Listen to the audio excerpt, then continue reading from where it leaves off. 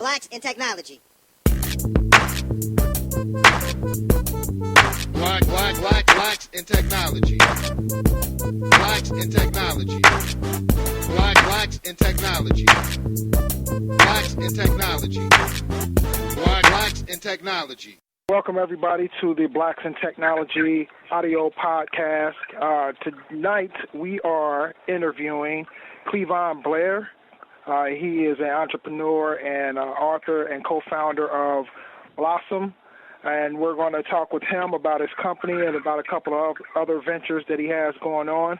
So we want to go ahead and we want to welcome, we'll go by Blair for the rest of this interview, correct? Yep. Yeah, that works. Great.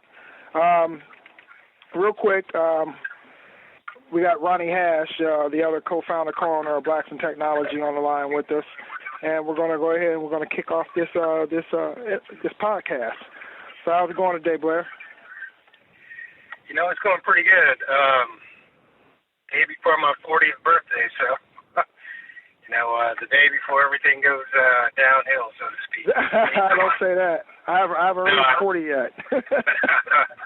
No, I'm about a year away from that. No, everything's good. Everything is really good. Great. So, where are you from currently? You live in what city? I currently live in Scottsdale, Arizona. And you're from? And I am from Springfield, Ohio. Wow, that's right up the road from us, from Cincinnati. Yeah. So you basically grew up in Springfield, Ohio, and then you when did you move to Scottsdale? Well, I grew up in Springfield. Went to college in Bowling Green and lived in Columbus for a couple of years. And there was a company I worked for in Columbus, a small software company called Enact Incorporated. And they got acquired by a company out in Scottsdale. And they invited a few of us to move on out. And I was like, why not? I'd never been to Arizona before. So I took the chance, and now I'm here. How do you like the heat down there? Man, it just, I can't even put it into words, man. It just keeps getting worse every year, but. Really? Yeah, I mean, it is unbelievable, but you go through the summer to get to the winter here. I mean, we're having a cold winter day today, and it's 64 degrees right now. So that's considered cold here.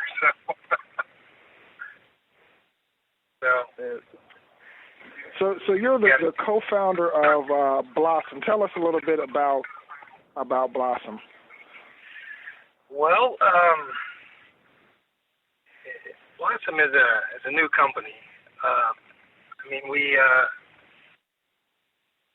Me and my partner, we started the company last year, and we just recently launched our first product a couple weeks ago called Technical Air.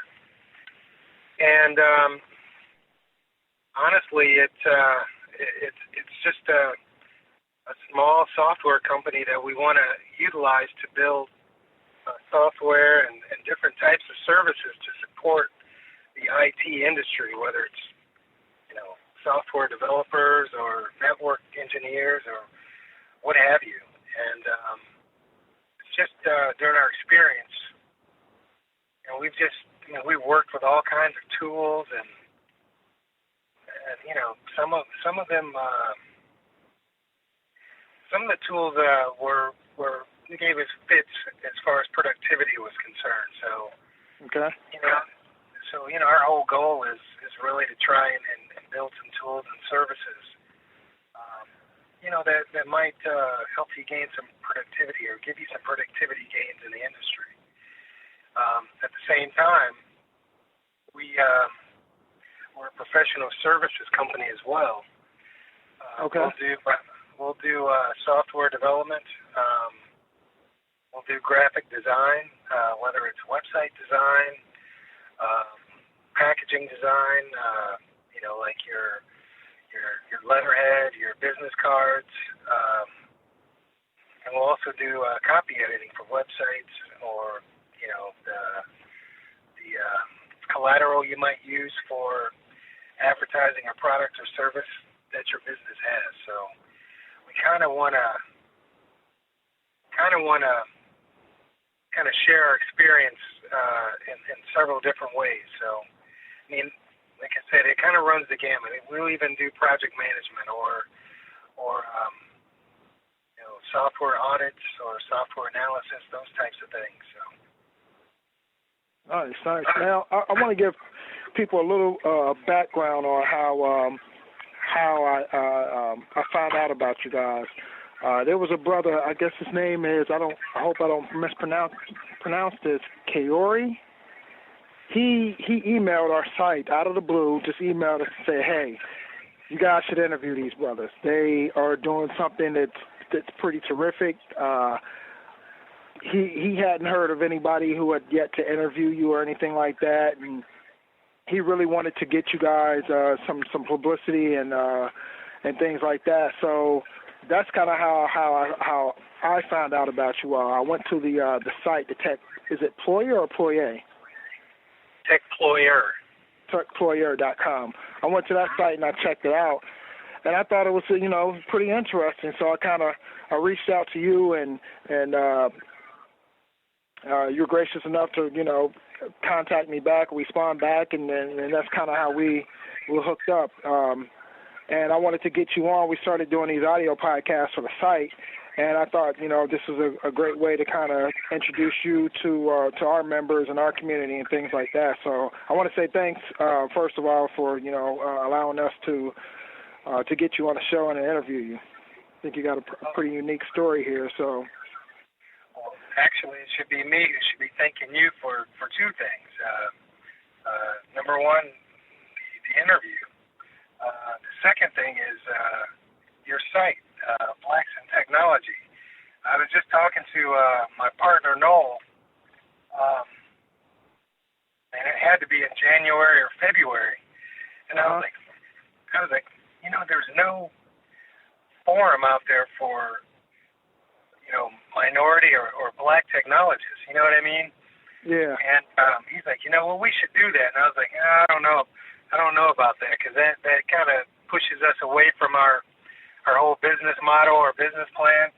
But so we looked, and the strangest thing, I was at a Rails conference, Ruby on Rails conference in Tempe, Arizona, and the first one ever. And this cat walked up to me, and there weren't many of us there. Let me just put it to you that way. Yeah. So, he walked right up to me, and, we just started talking, and, we spent maybe half an hour, 45 minutes before the conference started, some time during lunch, and some time afterwards, just kind of, talking about his experience. He's going to be going to law school here, because he'd gotten kind of frustrated with technology, really being a minority, because it's it's really hard for us to kind of get our foot in the door anywhere, regardless of how good you are or what have you. Yeah. And and that led to us meeting each other, so to speak, via email, which for me is great, because I'm always trying to find more people of color in this industry. And I'm out here in Arizona. There's not much out here, so to speak. Yeah, but, I understand. So and that kind of, real quick, I think Ronnie wants to ask a question next, and that kind of is what led us to, building this site in the first place. Me and Ronnie, just to give you a little bit about our background, we are both, Ronnie's a systems engineer, I'm a systems administrator, and we both met at a Linux conference up in Columbus, Ohio. Okay. And, we noticed as well, and it's pretty much the norm that there's not a lot of African American presence in IT, let alone technology, and we just basically wanted to do something about it. It was just we felt that there was a need for something like this, and at the time it was more of a thing of hey, it wasn't like, oh my God, there's no black people here. It was like, hey, why isn't there any black people here? What do we need to do in order to get more minorities attending conferences like that, or even drill down further to the root problem? How come more minorities aren't going into the technology side of things? So that's where the site was first initialized and first realized, and then we just started building and throwing ideas back and forth, and it's come to be what it is right now. I think it's awesome. I worked in Chicago for probably about 3 or 4 years, and I'll probably say I met maybe 5 or 6 African Americans in technology there, and we always talked about this. And you guys have it, and I'm sharing it with everybody that I know, because we're in this industry. I just if we can support each other, why not? You know what I mean? Definitely, we definitely appreciate it. Yep. Hey, and Blair, how long have you? You probably answered this again. How long have you been in IT, and how long have you been an entrepreneur? And do you find it easier being an entrepreneur? And do you like it? And would you recommend other people to try it? Well, I'll answer the first part of the question. I got into IT in 1996. I started out in tech support in Columbus, Ohio. I couldn't get a job in software development because I was too green, as I was told. So I started out in software development at a company there and kind of migrated into my field there. So, 14 years? It's been about 14 years. I'm an entrepreneur, and I'm kind of the wrong person to ask about how do you feel about being an entrepreneur, because I actually feel like everybody should be an entrepreneur. I come from a family where my great-grandfather he owned like 12 homes in Fort Wayne, Indiana, way back when we weren't allowed to even own anything really, and he rented those homes out. He had the biggest garden in the city, and he provided produce to grocery stores. And my father is my grandfather, and then my father, they've all kind of done the same thing. So it's kind of in my blood, so to speak. Nice. I have a day job, but I've always believed in really utilizing all of your skills somehow. You know what I mean? Would you say that you picked up more skills being an entrepreneur or actually working for a company? The reason why I asked that question is because I had a similar background. I started off in tech support, and I wanted to grow. I was anxious about technology, but you always came up against that roadblock that you're too green in this certain area. So what I did at that time was started a little company where I went out and offered services to small, medium-sized companies of all the other things that I wanted to do, and that allowed me to get where I'm at now. It's because of the company I started on the side. Oh, yeah, I totally agree with that. I recently read this book by Malcolm Gladwell called Outliers, and he's got this theme that he says that successful people generally have in their lives. And whatever it is that a person does, they spend about 10,000 hours doing something. You know what I mean? And after you hit that 10,000 hour period or point, technically you become an expert at that. So, I start relating that to people who, they start their own businesses. Whatever it is that they do, it's like, you get that 10,000 hours in that you may not be able to get in at just your day job or working for someone else, because you're always kind of funneled into one thing. And I mean, you guys know systems analysis is like, it's more than just understanding one part of a network or a type of network. You know what I mean? It's like there's so many little things that go into doing the job, but at an organization where you're working for someone, you're kind of focused on one or two things. But when you step out on your own, you got to do it all. And once you start to, believe and know that you can actually do it, and you're making money at it, it's like, why not? You know what I mean? And you just get better. You get better and better. You get that 10,000 hours in, and that's something that nobody can take away from you. To me, that's your real education in technology. So, let me ask you this: what do you think was one of the greatest, tools or skills that you learned from your grandfather and your father? The reason I ask this is because I've always thought that there was I always seen that there was a trend that related to, your background and kind of how you proceeded with your life. And what I mean by that is, for instance, I work for a data center, and the gentleman who owns the company is 35 years old. His father, him and his brother they run the company, okay? But they have another brother that actually owns his own electrical company, or owns an electrical company. Now, their father was an entrepreneur himself.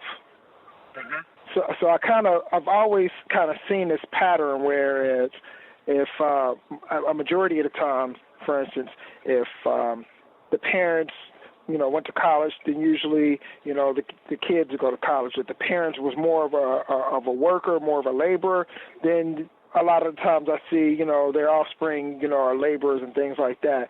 So I see the pattern is kind of, they take, it's kind of like a generational type thing where they learn from their father or their mother or whatever, and they take in those skills and they utilize them and things like that. So what is it from your grandfather or your father that you took away from that and was able to build upon? Well, you pretty much hit upon it, man. It's like, as humans, we only know what we see, read, and hear, right? Yeah. So if you see that it can be done, there's no fear in doing that. And, I'm just going to be blunt about it. I mean, it's hustling. You know what I mean? That's what it is. You know what I mean? Yeah. But you're hustling at doing something that you like doing, and it's providing some type of satisfaction for you as a person. But at the end of the day, it's that it's possible, and if you see it and you see it through more than one person or anybody in your family, I mean, there's no fear in you stepping out and trying to do it yourself. You know what I mean? Yeah, definitely. Go ahead, Ronnie. I was going to say, as an entrepreneur, as a minority entrepreneur, when you go in and making business deals, do you find it more challenging, or do you just walk in and act as if you're just a regular employee for this company that you actually own? Because I know sometimes when I went out there and I was trying to market my company, I didn't go in there with a business card saying I was the owner or CEO or CIO. I just said I was a security engineer. And I went in there, they see me with a suit and tie trying to sell them business. The next thing they know, I showed up with some khaki pants on, installing the firewall for them or running the network security assessment for them. And they did not know that I was the owner of the company. And I did that on purpose because I was young, and two, I didn't want them looking at, okay, I'm about to give this money to this guy here. I just wanted them to think that I was working for a company. And also, how did you feel when you first landed that deal that you landed with your company? Well, that's a really good question, man. It all depends, man. At the end of the day, business, technology, it's all about communication. You know what I mean? And, you can communicate in several different ways. So one thing that we have is, we have our own product lines. So, it shows that, we know how to design. It shows that we know how to develop software. Excuse me. So, awesome. So generally, when you go into some place, they already know what you can do, and at that point, they don't care because they're thinking green. Not me being green, but me helping them get to some point, whether it's a financial place they want to get to, or whether it's a some specific place where they want to get with some product or what have you. You know what I mean? And like I said, we have other products that are coming out, so we generate revenue off of that, but we're also marketing ourselves to organizations. You know what I mean? So nice. We're communicating that way as well. So when we walk in the door, it doesn't, they might, be shocked that we are who we are, you know what I mean? But it goes away quickly once they start looking at, maybe a portfolio of things that you've done or provided and all that. That goes out the window. And then you start talking. As long as you can communicate with them from a business perspective, and also, like if we're doing projects, I actually go in and I'll say, you know what, this is how we work. We have our own methodology that we like to use. It's a form of feature-driven development, which is kind of a form of agile software development. And I won't take a contract if we're not allowed to work in that manner because it's too painful for me. So, yeah. And at that point, it's like it's not just about getting every contract you can. You get the ones that are right for you too. So, I've turned people down. I've turned people down before because I didn't necessarily like what their business was, or maybe maybe the CEO or maybe whoever it is just a crass individual. You know what I mean? So you go in, you communicate certain things. It's like, I'm helping you, okay? You're not helping me, you know what I mean? So, and as long as you're honest and you're forthright with people, it is what it is. So. It's funny that you said I read a book called The Secrets of Consulting by Gerald Weinberg, and that's exactly what he said. You don't take every contract that comes to you. You want to make sure that it's right for you, because you don't want to be stuck with doing something that you did not agree upon doing, or you have to go outside of what you believe in. Then the customer complains anyway because it's not working correctly.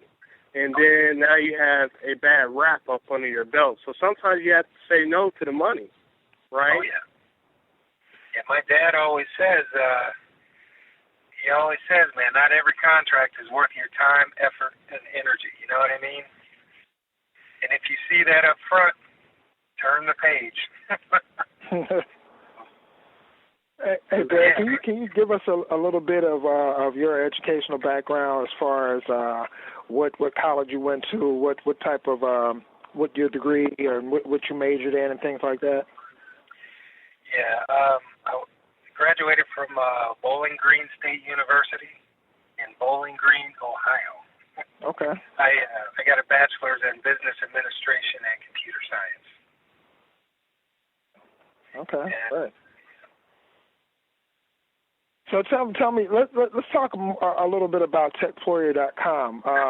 In the bio that you sent over, you stated that it's your company's flagship product and that it launched September 3rd of this year. And go ahead and let's talk a little bit about that and give the listeners what the URL for that is in case they want to visit that site. Techployer.com, techployer.com. And it's kind of a twist on a job search site, so to speak. We like to call it a technical employee search engine. But it's actually something that it started out as, we were just trying to learn the Rails framework, the Ruby on Rails framework, and, we just kind of pulled out all these crazy requirements and started building this site. But basically what it is the site has what we like to call phenoms or technical phenoms, which are basically job seekers, technical job seekers. So if you're in the technology industry and you're looking for a job or you want to be considered for a job, you can create a free account, and basically it's kind of an online resume. You can build it yourself. We keep all of your information in our database, but we give you the opportunity to stand out a little bit more from other individuals who are looking for a job. We built this system so that you can integrate like a video resume into your resume on our site. It integrates with YouTube and Vimeo. And then you can also add a photo of yourself. And it also integrates with Google Voice. But the big thing is the video portion of your resume, if you decide to do that. You can give a little bit more information about who you are professionally, and in some cases personally. You can share some of the things you're interested in doing. We've had one lady who basically recorded all of her source code for all these various projects that she worked on. And she kind of built a screencast around that where she's speaking about the code and why she made certain decisions in the code or in her design or architecture. And that's her video resume, but it's tied to her professional resume. And then there's a flip side to the site where we have hiring managers or recruiters or companies. They can create an account for free as well. But when they want to hire someone, they pay a nominal fee, $150 for a 30-day recruitment, where they basically put the entire job recruitment in the system, and then it opens the system up for them to start searching for employees who they think might fit this open position they may have, and they can bookmark those employees, and those bookmarks are always available to them. But the cool part about it from a business perspective is, we're in this crazy economy right now, and all of us, we all know people who've been laid off or lost their jobs for whatever reason, over the last 2 years. And we all know people who maintain their jobs, and some of them are even hiring. So when you have a position that's open, you're going to get flooded with lots of resumes and applications. So, yeah. I had a friend who, in Columbus, Ohio, of all places, they posted a job, and they got 10,000 responses for the job. Wow. And the sheer cost of trying to hire for that job, it would cost them more money going through all of that, getting the person, than it would to hire a person for the year. You know what I mean? Yeah, yeah. So they actually pulled the position. So now, I mean, they can actually do all this stuff at their own leisure. They're not going to get inundated with, 10,000 resumes, and maybe out of that 10,000 you get, 5 that are even qualified to even be interviewed. With Tech.4, they can actually get a better, I hate to use the word better candidate, but someone who fits the position a little bit better than all of the masses, and so they can pick out their own interview pool without, going through this big recruitment process in their organization that they've got to involve, HR and several other members of the team, and they can do this on their own time, and it actually will cut the cost of their whole recruitment process doing this. So yeah, that's pretty hot. Yeah, the whole thing. That's pretty. Oh, I'm sorry. It's pretty amazing. It actually adds a personal touch to people's resume, because one of the biggest things, at least in my company right now, we're actually looking to hire somebody, and I was talking to my CTO today, and one of his biggest things, he said he hates the hiring process. He said that you can look on a person's resume and you can see what they say they know, but you don't know whether or not they actually really know those things. And on top of that, what type of personality does this person have or doesn't have? We hired a guy a couple of years ago, right after I was hired at my company, and that person ended up quitting probably 2 months in. His personality and everything just didn't gel with the rest of us, and he ended up quitting a couple of, and things like that. You got a video reference of a person, you can look a little bit more into their personality. I think that's a great addition. Yeah. I was gonna also add on to that. It's funny because I have a lot of people that come and ask me like, "Hey, Ronnie, how do I find a job, or how do I do this?" Because, like you said, the economy is bad, and you have like thousands of people applying for this job. And I said, well, you have to make yourself stand out. And I asked them, do you have a blog site? Do you blog about what you love to do, whether it's a WordPress blog or a video blog using YouTube and all those different resources? I said, talk about what you love to do. Show people what you can do, not only while you're at work, but outside of work, because they're going to see that you're going an extra mile. And it sounds like what you guys are building is that framework where people could go to this one source, and if they use it to the max, then they can really stand out. They can have their video blogs there. They can have their writing blogs there. And they can talk about their home projects that they're doing or side work that they've done and record themselves. I mean, that's really excellent right there. And I had another question for you. What made you use Ruby on Rails versus like PHP or all the other different programming languages to build your app? Well, I'm pretty well versed in .NET. I've been working in .NET since the first beta version of .NET. I'm pretty well versed in Java. I'm pretty well versed in Delphi, although I haven't used it in a while. A few years ago, actually, when I was living in Chicago, which was kind of the hub of the entire Rails movement, David Hannemeyer Hansen, or DHH as he's called, of 37 Signals, the guy who created the Rails framework, they're in Chicago. So when I was there, it was just all the rage in the technology circles, and I looked at it and I was like, man, this is pretty cool, but this just ain't ready yet. You know what I mean?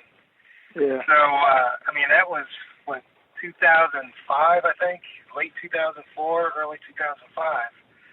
And I've been kind of monitoring it because, I'm a big fan of the model view controller design pattern that's used in designing and developing software.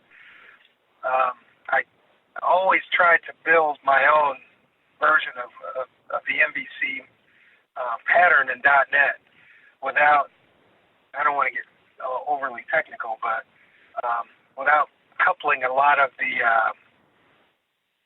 a lot of your objects to your clients, whatever they are, whether it's a web page or a Windows WinForms app, whatever it is. So, I kept abreast of Rails just because it was an MVC framework, and you just didn't see them for a long time. So I just started to see it grow, and they're releasing these different versions.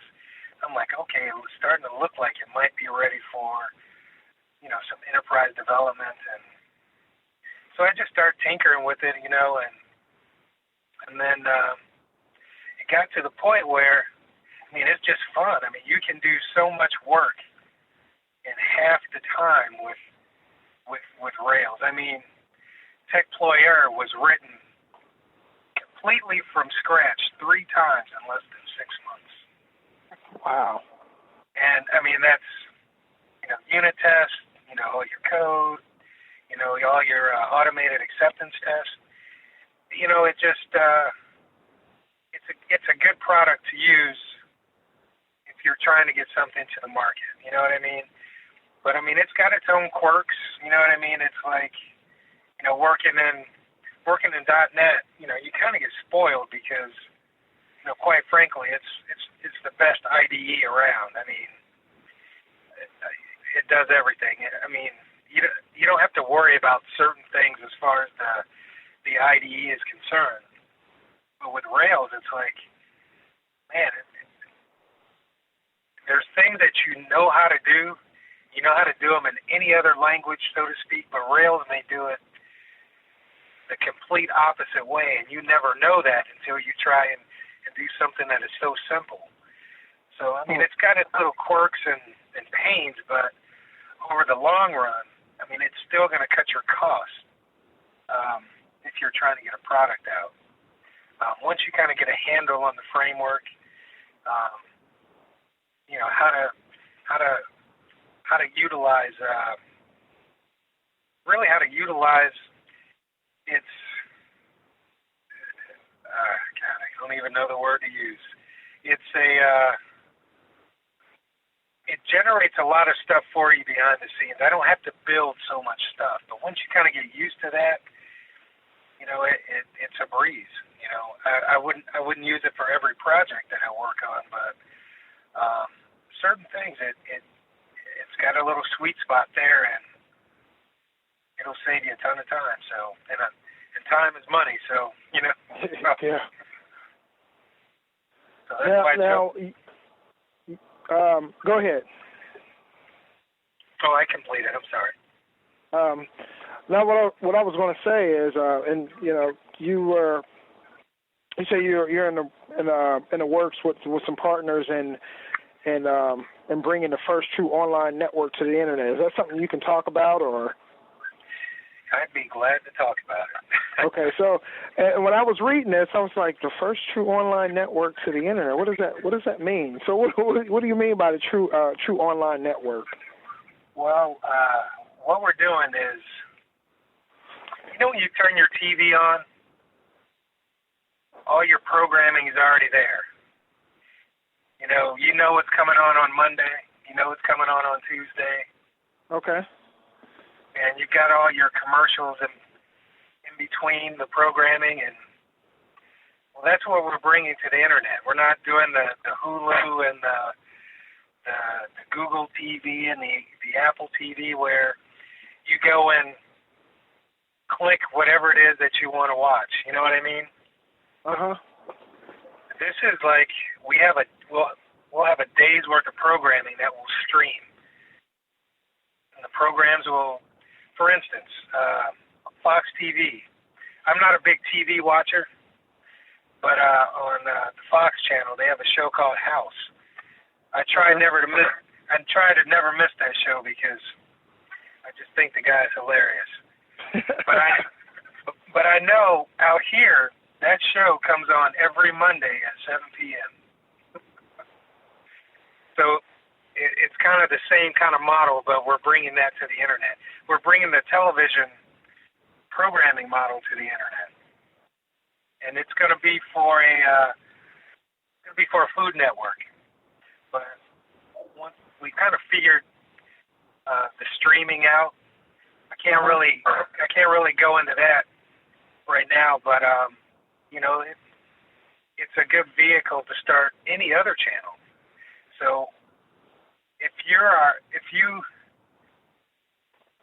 can get your own content, you can film your own content, edit your own content,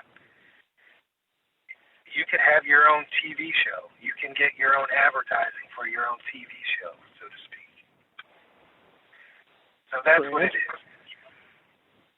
Do you guys have a name for it yet, or? It's going to be Crazy Good Food. It's going to be at crazygoodfoodtv.com. So that's probably going to roll out. I'm sorry. No, go ahead. I was just confirming that. Okay. And crazygoodfoodtv.com. Crazy with a K. Okay. But that'll probably go online right after New Year's. The site is done. We're just we're getting all the content filmed right now. So, and that is, we're partnering with a company to do this. So okay. we've taken care of all the technical aspects of it, and they're out, getting the programming and getting all the advertising lined up, and that'll be it. When they're ready to go live, we just throw the application out there and load the content, and we're ready to go. So we call that interesting. Yeah, we've been really jazzed about it. I've been doing software development for a long time, and as you guys know, you get your high points in technology, and you get the times where it's like, man, I'm getting tired of this. You know what I mean? Yeah. But this has completely re-energized us, and nice. It just sprung out of a conversation with someone at a restaurant. So yeah, it's pretty interesting. I can't wait for it to go online just to kind of see the response to it. Yeah, you definitely have to update us when that site goes live so we can put that up on our site. Okay. Now, are you guys going to be looking for people to help provide content to that? Well, our partner, they are primarily doing that. We've just kind of taken care of the technical aspects of it. They're the business people. They're the network. That's basically what it is. It's a TV network for the internet. So they've gone through a whole process of getting pilots. The TV shows have pilots, and you have a group of people that sit around and test how if they think the show will be successful enough. Yeah. They're going through that now. So that's the reason. Oh, go ahead. I'm sorry. I was going to say the reason why I asked, I work with this gentleman who said, Ronnie, I have an awesome idea of a food show that I would like to do. He said this guy, he's always talking about barbecuing, so I'm pretty sure it's going to be something with barbecuing, but he said he has this awesome idea of how he wants to do this TV show about food. So I was going to turn them on to you guys if you guys can help them out in that aspect. We can definitely do that. You guys have my email address, and I'll forward it on. And yeah, the more the merrier, man. Just keep in mind, it's programming 24 hours a day, 7 days a week. So wow. There's room. Now, do you see it expanding beyond just food in the future? Is that the plan? Well, this specific network, they're gonna primarily do food, but okay. the technology will lend itself to anything. You know, I want to do some type of technical program. You know what I mean? I know. I know exactly what you mean. Me and Ronnie have actually been tossing that idea around about doing an online tech show for our site. See, that's awesome. See, this lends itself to that. You know, the funny thing, you know. Okay, so I'm getting ready to start going into my my geek mode here. That's okay. So I apologize. My geek business mode. So listening to what you're saying, and I've got my own ideas on some things that I want to do too. But we're African Americans, and I have this thing where I want to actually share technology with more African Americans. People coming up, to get them to look at this as a viable career choice. You know what I mean? And I, sometime next year, I actually want to try and get a programming conference, .NET, Ruby on Rails, and Java. I want to try and get an annual conference off the ground. I actually want to do this in Columbus, Ohio, because believe it or not, it's my favorite city in the country. So. But in doing that, I want to be able to share that whole experience with other people throughout the year to lead up to the next conference every year. So for me, this is a vehicle to be able to do that too. So it's I don't know. I always say you never meet anybody by accident. So. If you guys are really down, we can make it happen. Oh yeah, we're definitely. It's funny. Some of the wording that you just used, it sounds like it's taken straight from me. I've been saying that, more about the site. Like, when people ask me about the site and about Blacks in Technology, they ask me, what is it for? And I'm just like, hey, we as African Americans, we need to understand. And recognize that technology can be a viable career option for them, and a conference is something that that me and Ronnie we've talked about as well, because we feel that it's definitely much needed, and it needs to be in a manner that attracts. That's not too, I guess, segregated from, because to me the problem is not with getting the kids who want to learn technology. It's getting the kids and the younger people who aren't really who really don't know yet. And it's like I'm so with you, man. And it's like we need to make it in a format. Not to dumb it down or anything like that, but it needs to be brought in a way that allows them to gravitate towards it and not be something that's, kind of mythical or something that's a turn-off. So, and that goes for, the online tech show as well as, a conference, So it's funny that you say that because, like, me and Ronnie, those are two things that we've been talking about, doing in the future. So yeah, if you, I'm down. If you want to make it happen, we can make it happen. I don't see why we can't, man. To be quite honest with you. So we're on the air right now, so let's just do it. There it is, verbal commitment from all of us. So we even talked about a tech road show.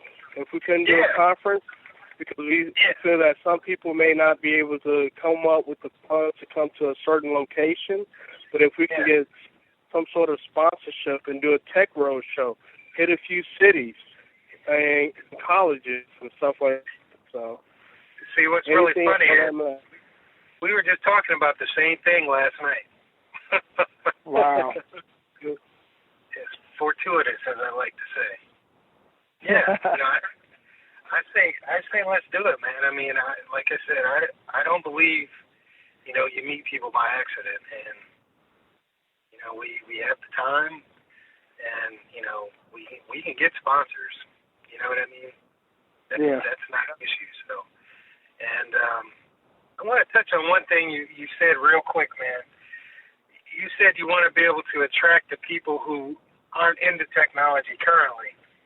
Yeah. And, I was just rapping to my dad last night. He's actually out here.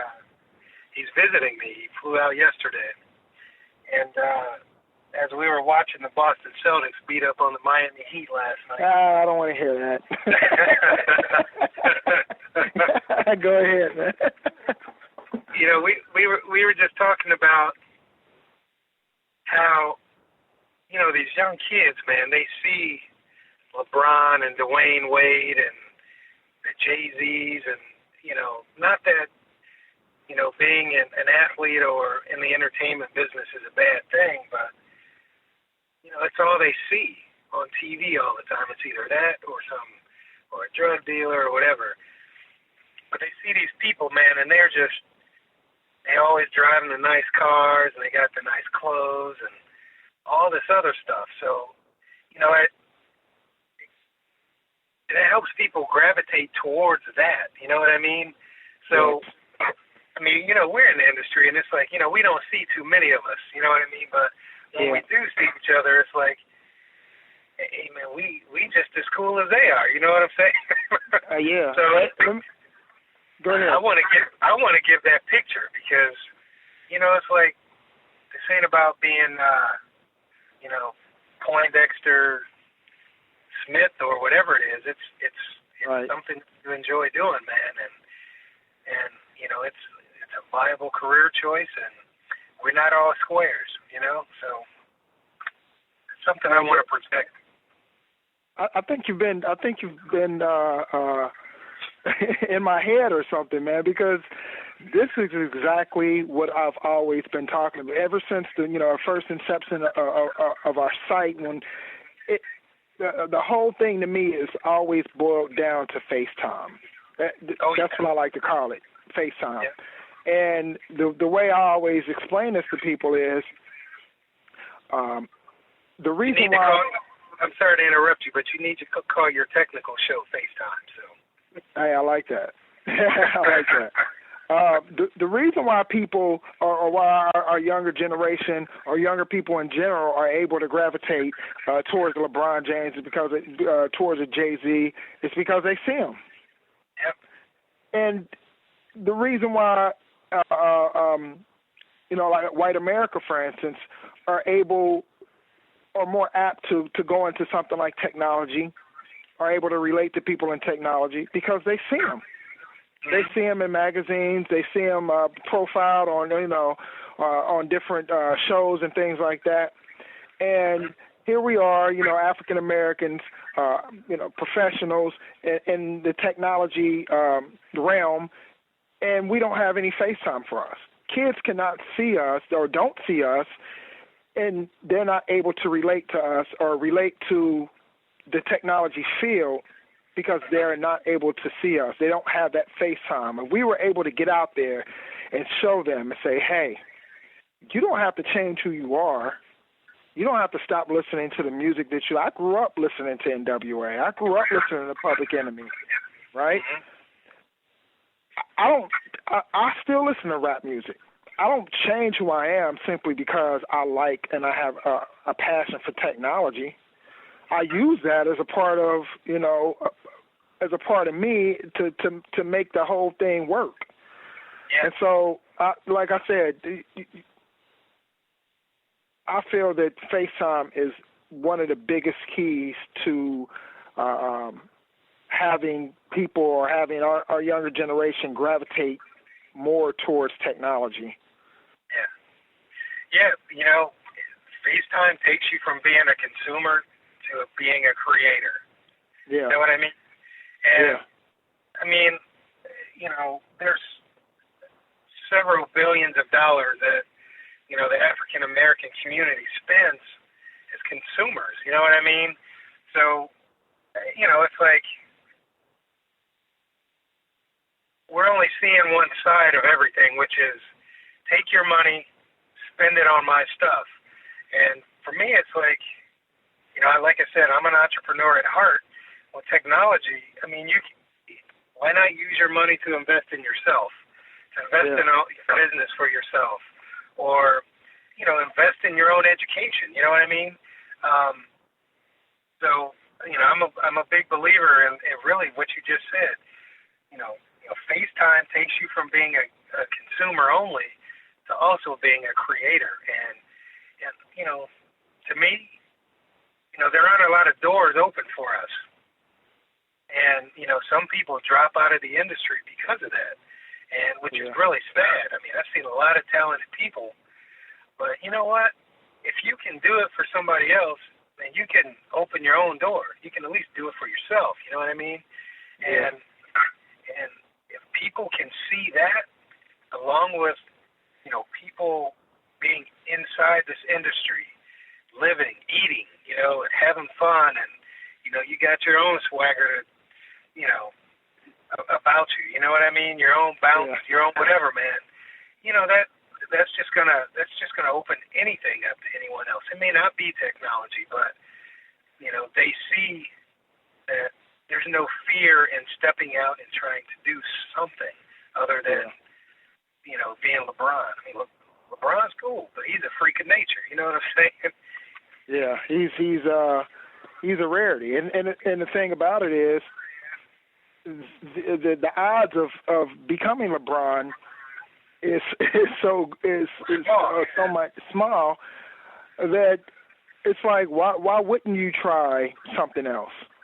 Yeah. Like what and not to discourage anybody from trying, but the biggest thing is that kids don't see that this is what they can become. They don't see that technology is a thing that they can become because they can't, visually relate to it. Yeah, and technology isn't just playing on your computer. It's like building. It's like most people don't get to see, really our side of it. You know what I mean? But yeah, I just want to open that door up. You know what I mean? And and we got to do it then. Yeah, we will do it. Yep. Yep. Let's do it. Well, I will definitely be constantly knocking on your door. I'm that type of brother, man. It's like, hey, that's fine. I'm the same way. Okay. I'm the same way. Well, hey, Blair, man, it's going on about an hour, man. We definitely appreciate you taking the time out to have this podcast and this interview with us. And before we leave, go ahead and give the URL again for TechPloyer, and then we'll wrap this up. Okay. Well, before I give the URL, I really want to just thank you guys for the opportunity. And man, it's been great meeting you, man, and both of you. And I'm looking forward to partnerships and whatever in the future, man. And it's just nice to meet like-minded individuals in this industry, man, who look like me. So thank you. And techployer.com, techployer.com. Great. We'll definitely keep in touch, Blair. So if you get hit with a barrage of emails from me, man. It's all good, man. Great. Yep. Well, we'll keep in touch, man, and catch you next time. All right. All right. Thanks for having us. Oh, no worries, man. You guys have a great weekend. All right, you too. Bye. Thanks. Bye. Blacks in technology. Blacks in technology. Blacks in technology. Blacks in technology. Blacks in technology. Blacks in technology.